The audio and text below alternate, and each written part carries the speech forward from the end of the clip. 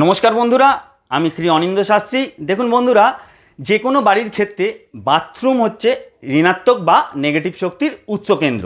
ফলে বাড়ির মূল প্রবেশপথের সামনে কখনোই বাথরুম করবেন না, কারণ মূল প্রবেশপথ দিয়ে পজিটিভ এনার্জি প্রবেশ করেই তা কিন্তু নষ্ট হয়ে যাবে।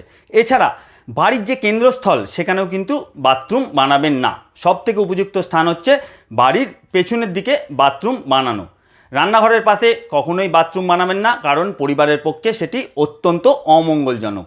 লক্ষ্য রাখবেন সমস্ত জল সরবরাহ ব্যবস্থা যেন ঠিকমতো আছে কিনা সেদিকে খেয়াল রাখবেন।